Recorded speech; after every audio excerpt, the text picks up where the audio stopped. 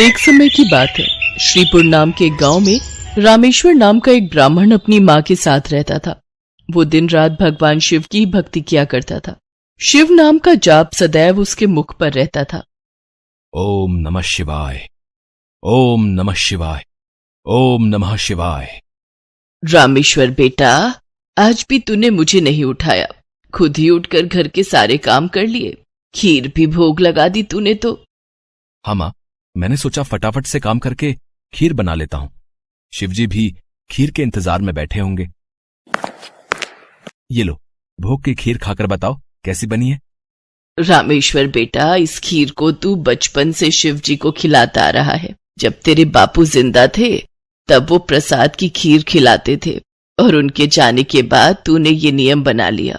तेरी खीर बहुत ही स्वादिष्ट बनती है बेटे, और मुझे पता है भगवान शिव भी तेरे हाथों की खीर खाने के इंतजार में रहते होंगे। तभी तो मैं सुबह जल्दी उठकर सबसे पहले खीर ही बनाता हूँ ताकि भगवान शिव को भोग लगा सकूं। रामेश्वर का नियम था रोजाना सुबह जल्दी उठकर घर के सारे काम निपटाना और फिर भगवान शिव के भोग के लिए खीर का प्रसाद बनाना। ये कार्य पहले उसके पिता करते थे और पिता के जाने के बाद शिव जी की सेवा और खीर भोग की पूरी जिम्मेदारी रामेश्वर ने उठा ली। रामेश्वर को विश्वास था कि भगवान शिव उसके द्वारा खिलाई गई खीर को रोजाना ही खाते हैं। इसी विश्वास पर वो रोजाना खीर का भोग लगाता था और अपने भक्त के द्वारा भोग लगाई गई खीर को कैलाश पर्वत पर विराजमान भगवान शिव बहुत चाव से खाते थे। स्वामी, क्या बात है, आपको तो आनंद ही आनंद है। आपके भक्त आपको प्रेम से इतने स्वादिष्ट व्यंजन खिलाते हैं और आपका भक्त रामेश्वर तो नियम के अनुसार आपको खीर का भोग लगाता है। लाइए, थोड़ी सी खीर मुझे भी दे दीजिए। रामेश्वर के हाथों की खीर बहुत ही स्वादिष्ट होती है। हाँ देवी पार्वती, रामेश्वर इतनी स्वादिष्ट खीर का भोग लगाता है कि मन प्रसन्न हो जाता है। तभी नंदी और समस्त शिवगण वहाँ जाते हैं। महादेव, ये लीजिए, हम भांग और धतूरा ले आए हैं। नंदी, अभी तो हम स्वादिष्ट खीर का आनंद ले रहे हैं। ऐसा करो, भांग और धतूरे को वहाँ छोटे पर्वत पर रख दो। हम कुछ समय के बाद उसे ग्रहण करेंगे। अरे नंदी महादेव तो हमारी ओर देख तक नहीं रहे। उनका सारा ध्यान तो रामेश्वर की बनाई हुई खीर पर है। ऐसे कब तक चलेगा नंदी? हाँ, मैं भी यही देख रहा हूँ। इतने प्रेम से हम भांग और धतूरा पीस कर लाए और महादेव ने हमें इसे रखने के लिए बोल दिया। अरे नहीं नहीं, ऐसी बात नहीं है। महादेव ने बोला है कि हम उसे वहां रख दें। वो कुछ देर बाद उसे ग्रहण करेंगे। महादेव रोजाना रामेश्वर की भोग लगाई हुई खीर को बहुत चाव से खाते हैं। नंदी, मैं तो कई बार सोचता हूँ कि रामेश्वर की खीर में ऐसा क्या है कि भोलेनाथ सबसे पहले उसकी भोग लगाई खीर को ही खाते हैं और फिर और किसी तरफ उनका ध्यान ही नहीं जाता। तभी तो हम भांग धतूरा लेकर आए और उन्होंने बिना देखे ही इसे रखने के लिए बोल दिया। हाँ, कह तो तुम ठीक रहे हो भैरव। महादेव को भांग धतूरा इतना प्रिय है, पर रामेश्वर की खीर से ज्यादा उन्हें इस समय कुछ भी प्रिय नहीं लग रहा। तो क्या किया जाए नंदी कि महादेव का ध्यान अपने भक्त रामेश्वर से हटकर हमारी ओर आ जाए? एक रास्ता है। नंदी ने सभी गणों के कान में कुछ कहा। उसके पश्चात सभी गण पृथ्वी लोक पर आ गए और सबने ब्राह्मण रूप ले लिया और सब लोग रामेश्वर के पास पहुँचे। रामेश्वर शिव जी को खीर का भोग लगाने के लिए बाजार से सामान खरीद रहा था। ब्राह्मण वेश में नंदी ने रामेश्वर से कहा, रामेश्वर, तुम हमें नहीं जानते, पर हम तुम्हें बहुत अच्छे से जानते हैं। तुम भगवान शिव के भक्त हो और रोजाना उन्हें खीर का भोग लगाते हो। हाँ ब्राह्मण देव, आप तो सब कुछ जानते हैं। हाँ रामेश्वर, हम सब जानते हैं, इसीलिए तो हम तुम्हारे पास आए हैं। हमें पता है कि तुम महादेव के परम भक्त हो, पर तुम्हें पता है महादेव अब रोजाना खीर खाकर ऊब गए हैं। इसलिए अब तुम कुछ दिनों के लिए खीर का भोग रोक दो। तुम एक काम क्यों नहीं करते? तुम महादेव को सप्ताह में एक दिन खीर का भोग लगाया करो, जिससे महादेव को और अधिक स्वाद आएगा। अब महादेव को इतने सारे भक्त पूजते हैं। महादेव भी तो इतने सारे भक्तों के द्वारा दिए भोग को ग्रहण करते हैं। उनका पेट बहुत भर जाता है। अगर तुम उनको सप्ताह में एक दिन खीर का भोग लगाओगे तो उन्हें तुम्हारी खीर का इंतजार रहेगा और वो और अधिक आनंद से खीर खाएंगे। क्यों, हम सही कह रहे हैं ना? ये तो आप ठीक कह रहे हैं ब्राह्मण देव। इस विषय में तो मैंने कभी सोचा ही नहीं। अब मैं एक काम करता हूँ, मैं सप्ताह में एक दिन ही भगवान को खीर का भोग लगाया करूंगा, ताकि वो और भी भक्तों का प्रसाद ग्रहण कर सकें और फिर उन्हें मेरी खीर का बेसब्री से इंतजार रहे। भोला भाला रामेश्वर शिवगणों की बातों में आ गया। शिवगण खुशी खुशी कैलाश वापस लौट आए। अब शिव जी रोजाना रामेश्वर की खीर का इंतजार करने लगे कि कब रामेश्वर उन्हें भोग लगाए और कब वो खीर का भोग खाए। पर कुछ दिनों तक रामेश्वर ने खीर का भोग बनाया ही नहीं, तो शिव जी को खीर कहाँ से मिलती। अब सप्ताह में एक दिन रामेश्वर ने खीर का भोग लगा दिया तो शिव जी ने खीर खा ली। फिर उसके बाद कुछ दिन और खीर नहीं मिली तो भगवान शिव सोच में पड़ गए। उन्होंने अपने नेत्र बंद किए और उन्हें सारी सच्चाई पता लग गई और भगवान शिव को गुस्सा आ गया। शिव जी को गुस्से में आया देख सभी गण उनके समक्ष हाथ जोड़कर खड़े हो गए।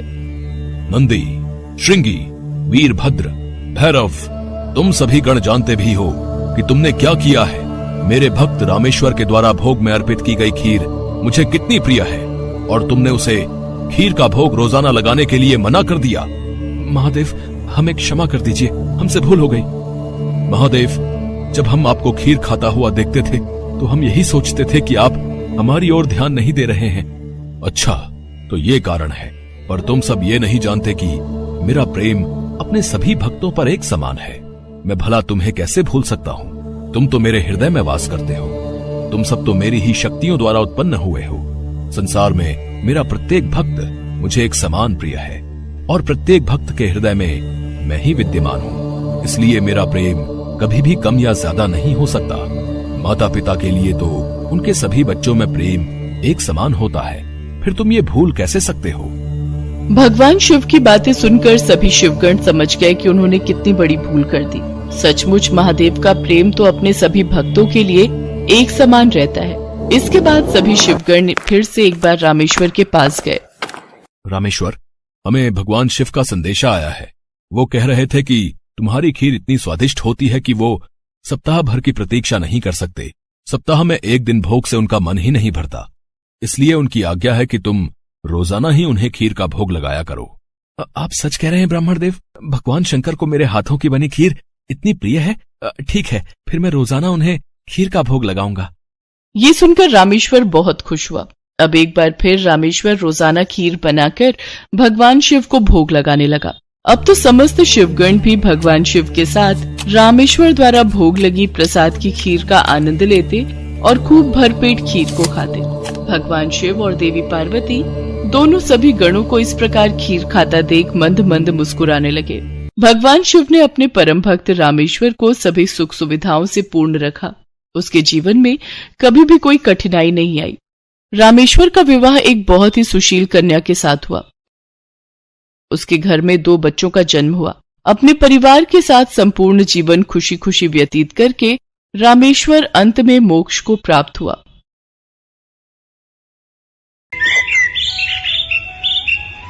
माँ पार्वती ने भगवान शिव से एक प्रश्न पूछा, जिसके बाद भोलेनाथ ने एक कथा सुनाई और अमर हो गया कबूतर का जोड़ा। उसी अमर कथा से जुड़ी है ये पौराणिक कथा। एक बार नारद मुनि कैलाश पर्वत पर भगवान शिव से मिलने पहुँचे। नारायण नारायण, प्रणाम माते। आइए देवर्षि नारद, कैसे आना हुआ? माते, मैं तो भगवान शिव और आपके दर्शन करने आया हूँ, पर महादेव कहीं दिखाई नहीं दे रहे। वे तो भ्रमण के लिए गए हैं, कुछ देर में लौटेंगे। देवर्षि नारद माँ पार्वती से वार्तालाप करने लगे। तभी उन्होंने माँ पार्वती से पूछा, माते, क्या आप अमर कथा के बारे में जानती हैं? अमर कथा? वो कौन सी कथा है? उसके बारे में तो मैं नहीं जानती। नारायण नारायण, माते, जब भगवान भोलेनाथ आएंगे तब आप उनसे इस बारे में पूछना। अच्छा माते, मैं चलता हूँ। नारायण नारायण। पार्वती माता सोच में पड़ गई कि ऐसी कौन सी कथा है जो स्वामी ने मुझसे नहीं कही। तभी भोलेनाथ कैलाश पर लौट आते हैं। माता पार्वती उनसे इस बारे में चर्चा करती हैं। प्रभु, आपने मुझे कभी अमर कथा के बारे में क्यों नहीं बताया? मुझे आज और अभी अमर कथा सुननी है।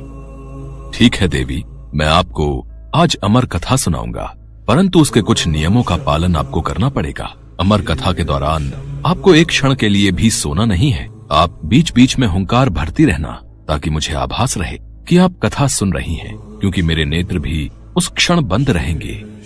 ठीक है स्वामी, मैं ऐसा ही करूंगी।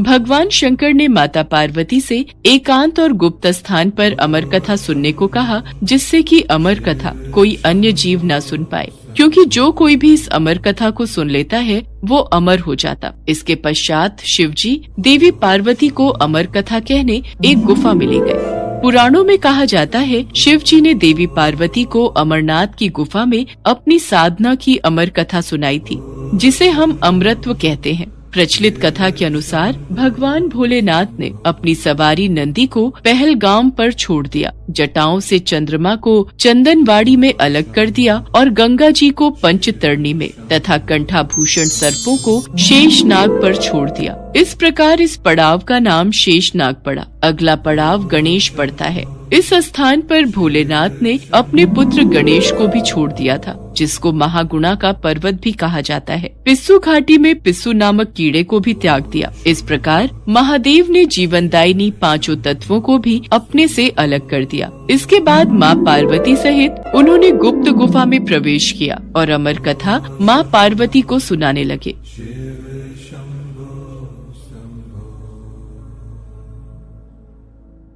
पर कथा सुनते सुनते देवी पार्वती को नींद आ गई और वो सो गईं, जिसका शिव जी को पता नहीं चला। भगवान शिव अमर होने की कथा सुनाते रहे। उस समय 2 सफेद कबूतर शिव जी से कथा सुन रहे थे और बीच बीच में गूं गूं की आवाज निकाल रहे थे। शिव जी को लगा कि माता पार्वती कथा सुन रही हैं और बीच बीच में हुंकार भर रही हैं। इस तरह दोनों कबूतरों ने अमर होने की पूरी कथा सुन ली थी। कथा समाप्त होने पर शिव जी का ध्यान देवी पार्वती की ओर गया, जो सो रही थी। अरे, देवी पार्वती तो गहरी निद्रा में है, तो फिर ये हुंकार कौन भर रहा था? अचानक महादेव की दृष्टि अमर कथा को सुनते उन कबूतरों पर पड़ी तो वे क्रोधित हो गए और उन्हें मारने के लिए आगे बढ़े। मेरे क्रोध से तुम दोनों को कोई नहीं बचा सकता। तुम्हें इसका दंड अवश्य मिलेगा। हे प्रभु, हमें क्षमा कीजिए। हमने अनजाने में ही भूल की और हमने आपसे अमर होने की कथा सुनी है। यदि आप हमें मार देंगे तो अमर होने की ये कथा झूठी हो जाएगी। इस पर भगवान शिव का क्रोध शांत हो गया। प्रभु, इन दोनों का इसमें कोई दोष नहीं। मैं गहरी निद्रा में सो गई थी। मैंने आपके आदेश का पालन नहीं किया, इसलिए इन दोनों को क्षमा कर दीजिए। भगवान शिव जानते थे कि अनजाने ही सही पर कबूतरों ने अमर कथा को सुन लिया था, इसलिए वे दोनों अमर हो चुके हैं। इस पर महादेव ने कबूतरों को जीवित छोड़ दिया। भगवान शिव के आशीर्वाद से वो कबूतर का जोड़ा अजर अमर हो गया। कहते हैं आज भी इन दोनों कबूतरों का दर्शन भक्तों को इस गुफा में प्राप्त होता है और तब से ये गुफा अमर कथा की साक्षी हो गई व इसका नाम अमरनाथ गुफा के नाम से प्रसिद्ध हो गया।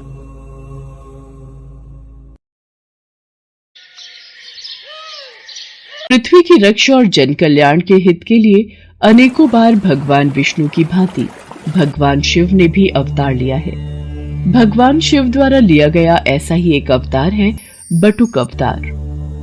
बटुक का अर्थ होता है छोटा बच्चा।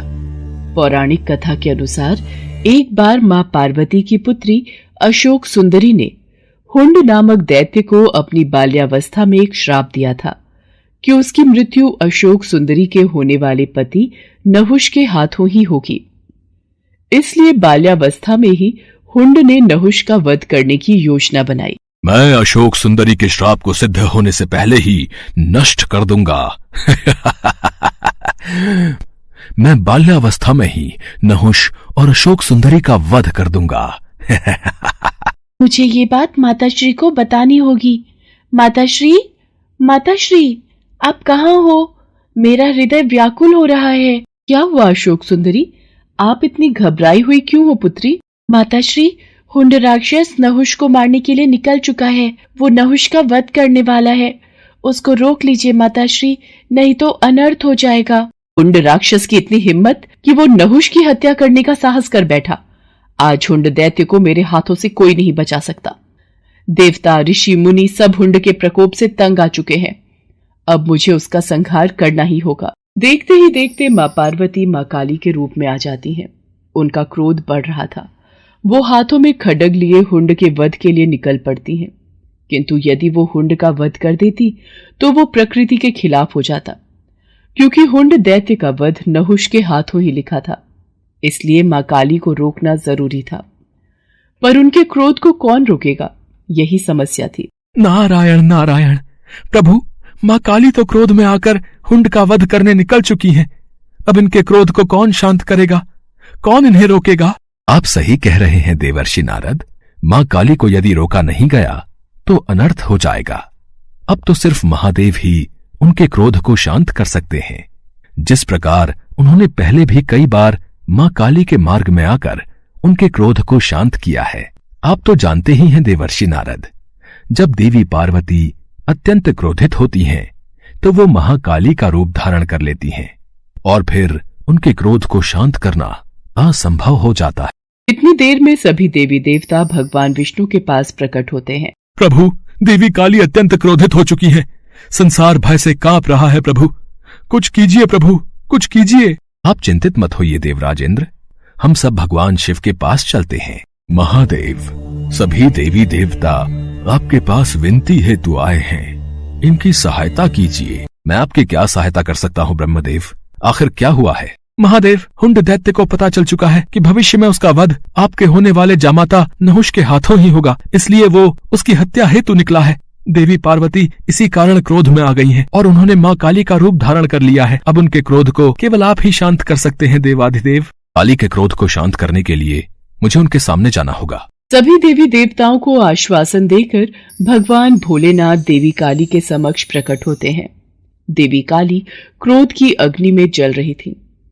वो भगवान शिव को अपने सामने देखकर विशाल रूप धारण कर लेती हैं और उनका क्रोध अत्यधिक बढ़ जाता है। शिव जी भी उन्हें रोकने के लिए अपना विशाल रूप धारण कर लेते हैं। रुक जाओ देवी पार्वती, शांत हो जाओ। नहीं, अब मेरा क्रोध तभी शांत होगा जब मैं हुंड दैत्य का वध करूंगी। देवी पार्वती, यदि आपने हुंड का वध कर दिया तो हमारी पुत्री अशोक सुंदरी द्वारा दिए गए उस श्राप का क्या होगा? वो श्राप व्यर्थ जाएगा। आप उस श्राप की मर्यादा को कैसे भंग कर सकती हो? आप जानते हैं प्रभु, हुंड ने हमारी पुत्री और होने वाले जामाता को मारने का दुस्साहस किया है और आप कहते हैं कि मैं शांत हो जाऊं? नहीं। देवी पार्वती, आसमान की ओर देखिए। सभी देवी देवता आपके इस रौद्र रूप को देखकर घबरा रहे हैं। शांत हो जाओ पार्वती, यही संसार के हित में है। नहीं, अब मुझे कोई शांत नहीं कर सकता। आप मेरे मार्ग से हट जाइए, मैं आज नहीं रुकूंगी। पर रुकिए देवी पार्वती, हमारी पुत्री अशोक सुंदरी और नहुष दोनों ही सकुशल हैं, उन्हें कुछ नहीं हुआ। नारायण नारायण, अब क्या होगा प्रभु? माता तो क्रोध की अग्नि में आगे बढ़ चुकी है। अब महादेव माता को कैसे शांत करेंगे? उन्होंने तो महादेव की बात को मानने से भी इनकार कर दिया है। देवर्षि नारद, भगवान शिव के होते हुए हमें चिंता करने की कोई आवश्यकता नहीं है। वो देवी काली के क्रोध को शांत अवश्य करेंगे, आप निश्चिंत रहिए। माँ काली क्रोध में आगे बढ़ती जा रही थी। तभी उन्हें एक बालक के रोने की आवाज सुनाई दी। वास्तव में वो बालक कोई और नहीं बल्कि महादेव का ही अवतार था, जो हूबहू दिखने में महादेव की तरह ही था। अपने बाल रूप में महादेव रोए जा रहे थे। उनका रोना बंद नहीं हो रहा था। लगातार रोते बच्चे की आवाज को सुनकर माँ काली रुक जाती है। बच्चे का रोना माँ काली से देखा नहीं गया। वो उस बालक के पास जाती है। छोटे से बालक को रोता हुआ देख माँ काली से रहा नहीं जाता और वो उस बालक को गोद में उठा लेती है। ये बालक क्यों रो रहा है? ये बालक तो चुप ही नहीं हो रहा। लगता है मेरे इस रूप को देखकर ये डर रहा है। मुझे अपने वास्तविक रूप में आ जाना चाहिए। बालक की करुण आवाज को सुनकर माँ काली अपना क्रोध भूल जाती है और वो अपने वास्तविक रूप में आ जाती है और बच्चे को खिलाने लगती है। बालक भी चुप हो जाता है। तभी वहां पर देवर्षि नारद और भगवान विष्णु सभी देवताओं के साथ प्रकट होते हैं। देवी पार्वती, ध्यान से इस बालक की तरफ देखिए। आपके क्रोध को शांत करने के लिए ही महादेव ने इस बालक का रूप धरा है और ये जो रो रहे थे वो इनकी पीड़ा थी। ये जानते थे कि आप इस समय अत्यंत दुखी हैं और आपने अपने क्रोध को और आपने अपने दुख को क्रोध में परिवर्तित कर लिया है और क्रोध विनाशकारी होता है। ये तो आपको परिचित है देवी पार्वती, इसलिए आपके क्रोध को शांत करने के लिए ही महादेव ने इस बालक का रूप धरा था। आज ये सिद्ध हो गया कि अत्यंत क्रोध को अत्यंत प्रेम भाव से ही शांत किया जा सकता है। महादेव, आज से आपके इस बाल रूप को बटुक अवतार के रूप में जाना जाएगा। सभी देवी देवता भगवान शिव और माता पार्वती पर फूलों की वर्षा करने लगे। उस दिन से भगवान शिव के बटुक अवतार को भक्तगण पूजने लगे। शिवपुर गांव में एक बहुत ही पुराना पेड़ था जिस पर एक कौवा और कोयल दोनों रहते थे। एक बार दूसरे गांव से आए दो युवक उस पेड़ के नीचे आकर बैठ गए। कोयल अपनी मधुर आवाज में गाने लगी। वाह, कितनी मधुर आवाज है इस कोयल की। इसके गाने ने तो मानो हमारी सारी थकान पल भर में ही गायब कर दी। कितना आनंद आ रहा है इसका गीत सुनकर। ऐसा लग रहा है ये सारा दिन ऐसे ही गाती रहे और हम इसके मधुर गीतों में खोए रहें। कुछ देर गाने के बाद कोयल चुप हो जाती है। तभी कौवा काएं काएं करना शुरू कर देता है। इस कौवे ने तो सारा मजा ही किरकिरा कर दिया। कौवे की कर्कश आवाज सुनकर उन दोनों राहगीरों ने पेड़ पर पत्थर मारना शुरू कर दिया। कौवा डर कर वहां से भाग गया। कुछ देर बाद जब वो दोनों वहां से चले गए तब कौवा आकर उस पेड़ पर वापस बैठ गया। कौवा रोते हुए कोयल से कहने लगा, भगवान ने मेरे साथ बड़ा ही अन्याय किया है। ऐसा क्यों कहते हो? तुम्हारे साथ कौन सा अन्याय हुआ है? देखो ना बहन, एक तो भगवान ने मुझे इतना काला रंग दे दिया और ऊपर से आवाज भी कर्कश वाली दे दी। जहां भी बैठकर कुछ बोलना चाहूं तो लोग आवाज सुनकर पत्थर मारने लगते हैं। और एक तुम हो, भले ही तुम्हारा रंग काला हो लेकिन बोली इतनी मीठी है कि तुम्हें सभी सुनना चाहते हैं। तुम्हें कोई नहीं भगाता। यही तो विधाता का खेल है मेरे भाई। वो जिसे जैसा बनाता है उसे वैसे ही स्वीकार करना पड़ता है। तुम मुझे कोई ऐसा उपाय बताओ जिससे कि मेरी भी तुम्हारी तरह मधुर आवाज हो जाए।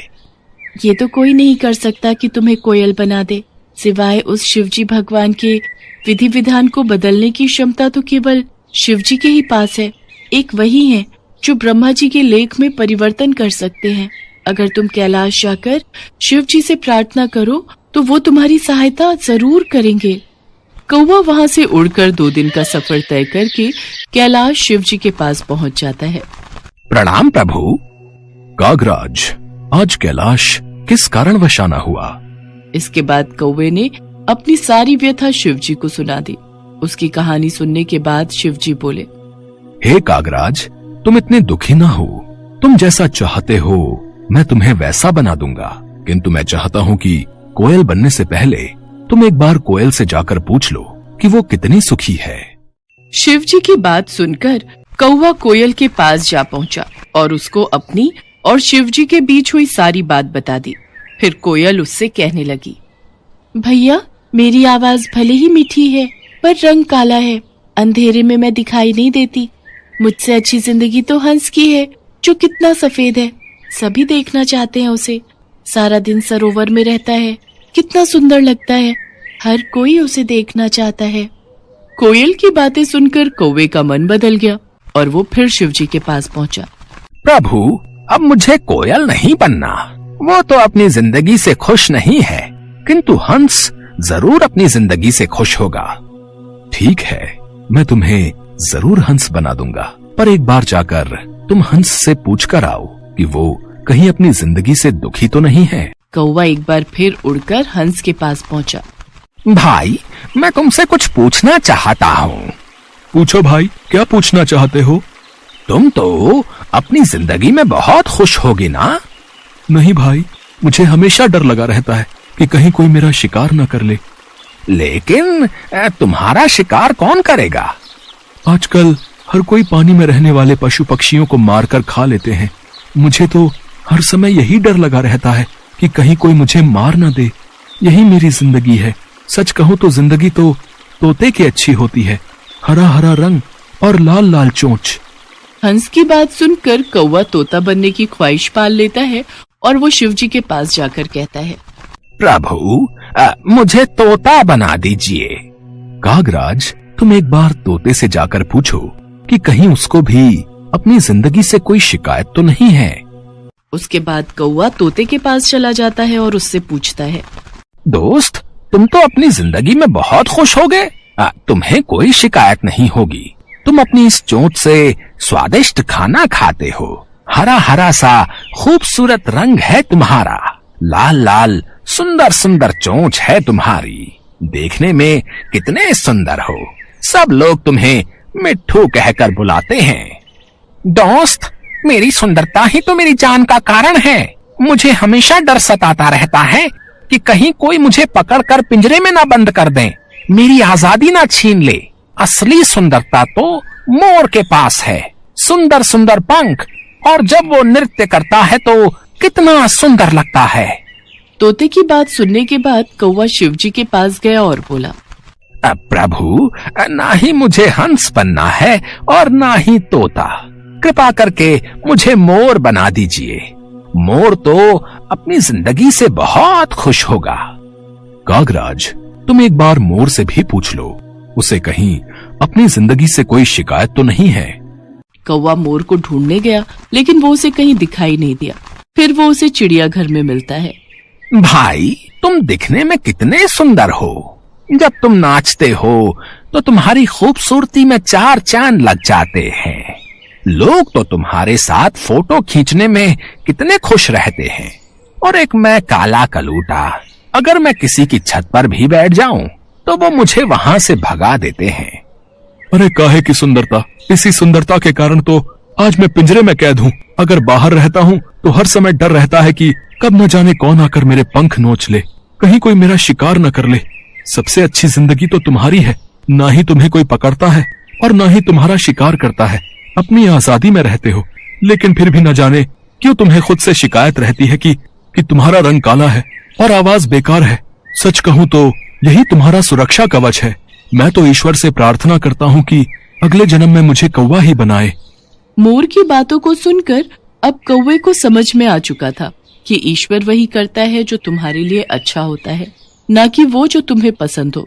ये सोचकर कौवा फिर शिवजी के पास पहुंचा और कहने लगा, प्रभु, मुझे ना तो तोता बनना है, न कोयल, न हंस और न मोर। मैं जैसा हूँ मैं वैसा ही ठीक हूँ प्रभु। शिवजी उसकी बातें सुनकर हंसते हैं और कहते हैं, कागराज, यही तो मैं तुम्हें समझाना चाहता था। हमें किसी से खुद की तुलना नहीं करनी चाहिए, क्योंकि वो हमेशा दुख का कारण ही बनती है और हर कोई अपने आप में श्रेष्ठ है। अब कौवे को सारी बात समझ आ चुकी थी। वो शिवजी से आज्ञा लेकर खुशी खुशी वापस कोयल के पास लौट जाता है। भगवान शिव को ये बात पता नहीं थी कि उनका एक पुत्र है जिसका निर्माण माता पार्वती ने किया है। भगवान शिव माता पार्वती से मिलने आने वाले होते हैं। ये खबर सुनकर माता पार्वती स्नान करने चली जाती हैं, लेकिन उस समय कोई गुण उपस्थित न होने के कारण वो गणेश को बाहर पहरेदारी के लिए खड़ा करके जाती हैं कि कोई अन्य अंदर प्रवेश न कर सके। इसके पश्चात भगवान शिव वहां पहुंचते हैं और अपनी गुफा में जाने का प्रयास करते हैं। गणेश जो द्वार पर पहरेदारी कर रहे होते हैं, वो शिव जी को अंदर जाने से रोकते हैं। शिव जी को आश्चर्य होता है कि ये बालक कौन है जो उन्हें उनके ही निवास स्थान पर जाने से रोक रहा है। कौन हो तुम धूर्त बालक, जो इस तरह से बात कर रहे हो? हम स्वयं ही भीतर जाकर देवी पार्वती से पूछते हैं, ये कौन बालक हमारे द्वार पर हमारा रास्ता रोककर खड़ा है? रुकिए, आपको भीतर जाने की अनुमति नहीं है। मेरी माताश्री का आदेश है कि कोई भी भीतर न जाने पाए, और जब तक वो नहीं कहती मैं किसी को भी इस महल के भीतर नहीं जाने दूंगा। बालक, हमें क्रोध मत दिलाओ, हमारे सामने से हट जाओ, वरना हमारे क्रोध को तुम नहीं जानते हो। और आप मुझे नहीं जानते, मेरे होते हुए इस द्वार को कोई नहीं लांघ सकता। तो फिर आज हमारे हाथों तेरा वध होगा। ले बचा अपने आप को हमारे इस वार से। अच्छा, तो आप युद्ध करना चाहते हैं तो ये भी हो जाए। इसी बात पर गणेश जी और शिव जी में युद्ध प्रारंभ हो जाता है। युद्ध में भगवान शिव अपने त्रिशूल से गणेश का सिर धड़ से अलग कर देते हैं। सभी देवता भी वहां उपस्थित होते हैं और उन्हें भी इस बात का अंदाजा नहीं होता है कि गणेश कौन है। सबकी आवाजें सुनकर माता पार्वती बाहर आती हैं और ये देखती हैं कि उनके पुत्र का धड़ अलग और सिर अलग है। माता पार्वती क्रोध से भर गई और शेर सवारी माँ दुर्गा के रूप में आ गई। उन्होंने अपनी सभी शक्तियों को प्रकट कर प्रलय मचाने का आदेश दिया। शैलपुत्री, ब्रह्मचारिणी, कुष्मांडा, स्कंद माता, कात्यायनी, कालरात्रि, महागौरी, सिद्धिदात्री, मेरे 9 रूप, मेरी 9 शक्तियां प्रकट हो। देखते ही देखते माँ दुर्गा के 9 रूप 9 देवियां प्रकट हो गईं। मेरी शक्तियों, सारे संसार में प्रलय मचा दो। सबसे पहले उनका विध्वंस करो जो मेरे पुत्र को मारकर आनंद मना रहे हैं, विजय उत्सव मना रहे हैं। स्वजन परिजन का भेद भुलाकर जो मिले उन्हें तुरंत यमपुरी पहुंचा दो। जो आज्ञा मातेश्वरी। सभी देवी शक्तियां संपूर्ण कैलाश सहित पूरे ब्रह्मांड में विध्वंस करने लगी। संपूर्ण ब्रह्मांड में कोलाहल मच गया। सभी ऋषिगण और देवतागण माता से प्रार्थना करने लगे। हे मातेश्वरी, शांत हो जाइए, नहीं तो अनर्थ हो जाएगा। ये पूरी सृष्टि आपके क्रोध की ज्वाला से भस्म हो जाएगी। जब तक मेरा पुत्र जीवित नहीं हो जाता तब तक चारों ओर ऐसी ही तबाही मची रहेगी। अब तो भगवान भोलेनाथ ही कुछ कर सकते हैं। हम सभी को उनके पास जाना चाहिए। सभी देवतागण और ऋषिगण भगवान भोलेनाथ के पास जाते हैं। हे महादेव, माँ पार्वती का क्रोध बढ़ता ही जा रहा है। उनकी 9 शक्तियाँ पूरे ब्रह्मांड का विध्वंस कर देंगी। कुछ कीजिए प्रभु, उनका क्रोध शांत करने के लिए कुछ कीजिए। माँ पार्वती ने कहा है, जब तक गणेश को पुनर्जीवन नहीं मिल जाता तब तक उनका क्रोध शांत नहीं होगा। अगर गणेश को पुनर्जीवन नहीं मिला तो सर्वनाश हो जाएगा। आप चिंता मत कीजिए, मैं इस समस्या का समाधान सोच चुका हूँ। पर महादेव, आप बालक गणेश को पुनर्जीवित कैसे करेंगे? बालक गणेश का मस्तक तो आपके त्रिशूल के प्रहार से क्षत विक्षत हो गया है। होगा, अवश्य होगा। हे मधुसूदन, आप उत्तर दिशा की ओर जाइए और जो भी प्राणी आपको सबसे पहले दिखाई दे उसका मस्तक काट कर ले आइए। भगवान श्री हरि विष्णु उत्तर दिशा की ओर प्रस्थान करते हैं।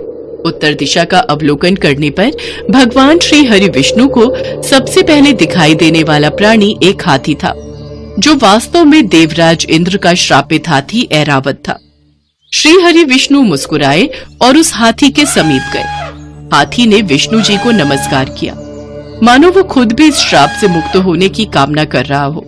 श्री हरि विष्णु ने अपने सुदर्शन चक्र से उसका शीश काटकर उसे मुक्ति प्रदान की। ऐरावत हाथी श्राप से मुक्त हो गया और अपने असली रूप में आकर स्वर्ग लौट गया। भगवान विष्णु हाथी का मस्तक लेकर कैलाश लौट आए। उसके पश्चात भगवान शिव गणेश के धड़ से हाथी का मस्तक जोड़ देते हैं। भगवान गणेश जीवित हो जाते हैं और माता पार्वती का क्रोध शांत हो जाता है। सभी देवी देवता भगवान गणेश को अपना अपना आशीर्वाद देते हैं।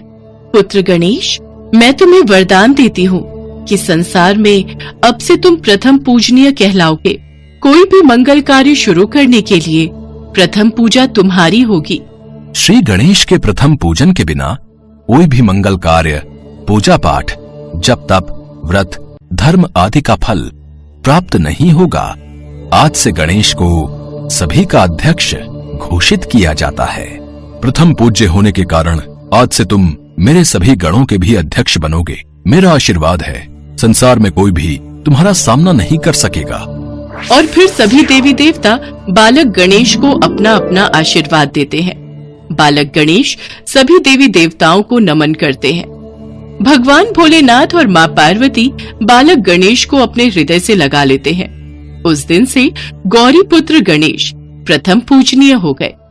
संसार में कोई भी शुभ कार्य करने से पहले भगवान गणेश की पूजा होती है। उसके पश्चात ही कोई मंगल कार्य की शुरुआत होती है।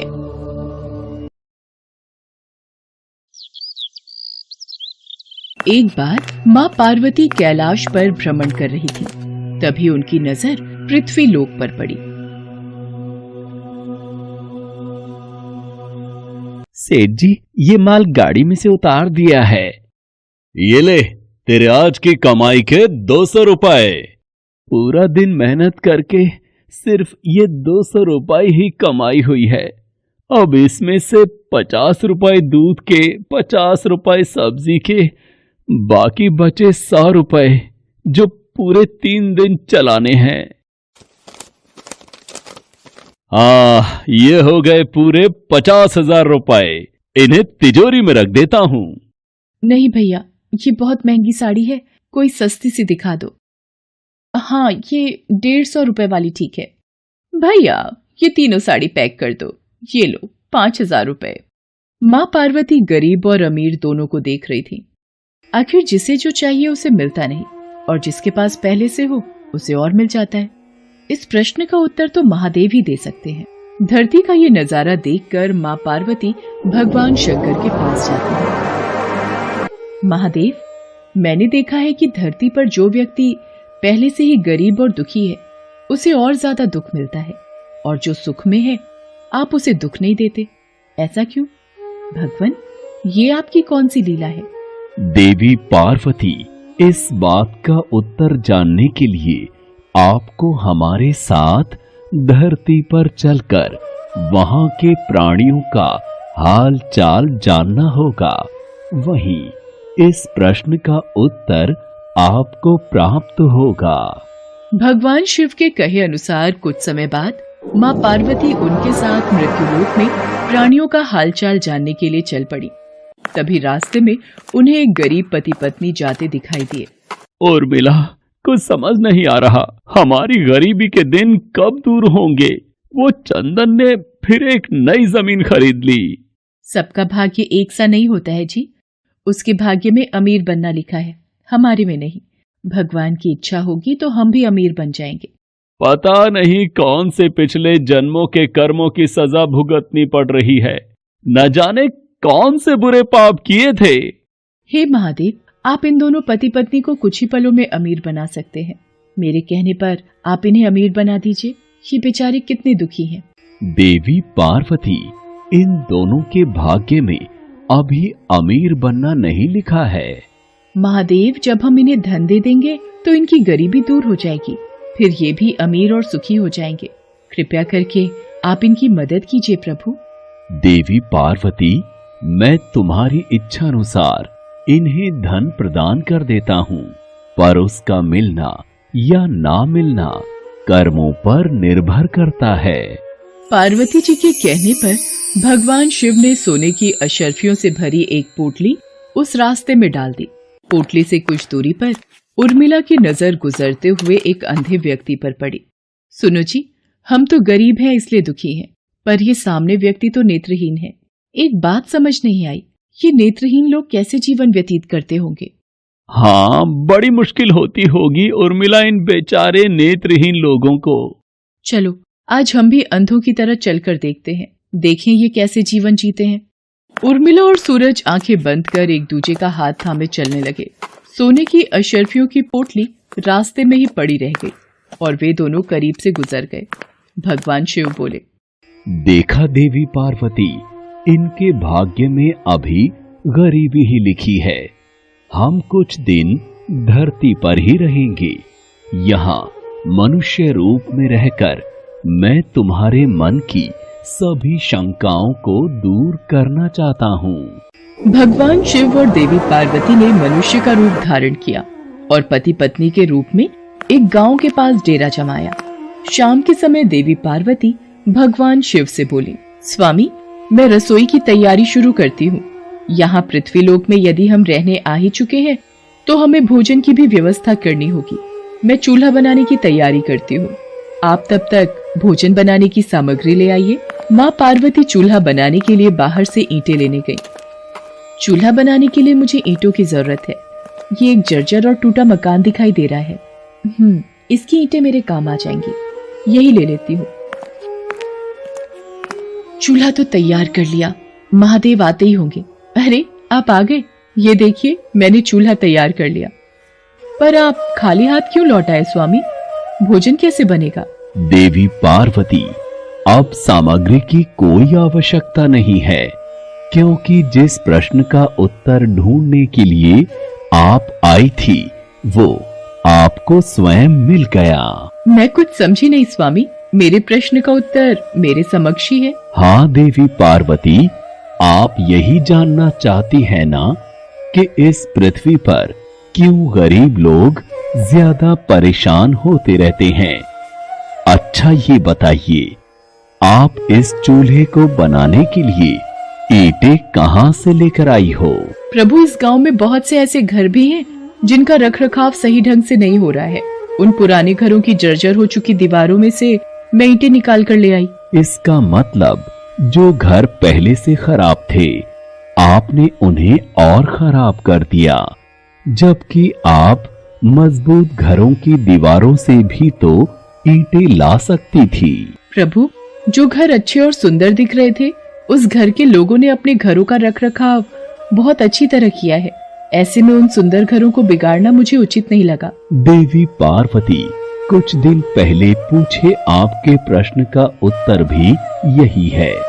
जिन लोगों ने अपने जीवन को अच्छे कर्मों से सुंदर बना रखा है, उन्हें दुख कैसे हो सकता है?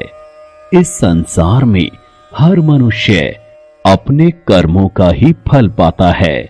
सबके पास सब कुछ नहीं होता। मनुष्य के पिछले जन्मों का कर्म उसे इस जन्म में भुगतना ही पड़ता है, और यदि वो अपने इस जन्म और आने वाले अन्य जन्मों को सुखी बनाना चाहता है तो हमें सदैव ही पुण्य कार्य करते रहना चाहिए, ताकि हमारे कर्म उसमें जुड़ते रहें। आपको ज्ञात है, वो मार्ग में उस दिन एक नेत्रहीन व्यक्ति। हाँ स्वामी, मुझे ज्ञात है।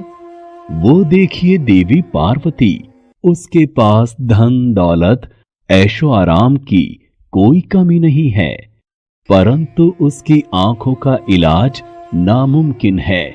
ये उसके पिछले जन्म के कर्मों से जुड़ा है। उसने पिछले जन्म में जानबूझकर किसी निर्दोष की आंखों की रोशनी छीन ली थी, इसलिए ये इस जन्म में नेत्रहीन हो गया। पर इसके कुछ पुण्य कार्यों की वजह से ये अमीर बना। और वो गरीब पति पत्नी स्वामी? देवी, वो दोनों पिछले जन्म में एक कंजूस अमीर सेठ सेठानी थे, जो कभी भी कोई दान पुण्य नहीं करते थे। इसलिए इस जन्म में उन्हें गरीबी और दुख मिला। पर इन दोनों के अच्छे कर्म इनका आगे का जीवन सुखी बना सकते हैं। इस पृथ्वी पर कोई भी मनुष्य पूरी तरह से सुखी नहीं है देवी। हर मनुष्य के पास कोई न कोई दुख और समस्या है। मुझे उत्तर मिल गया है स्वामी। इस पृथ्वी पर सुखपूर्वक जीवन यापन करने के लिए मनुष्य को अपने द्वारा अच्छे कर्म करने चाहिए, ताकि उसे उसके पिछले बुरे कर्मों का फल न भुगतना पड़े, और फिर अपने प्रश्नों का उत्तर पाकर देवी पार्वती भगवान शंकर के साथ अपने रूप में आकर कैलाश वापस लौट गईं।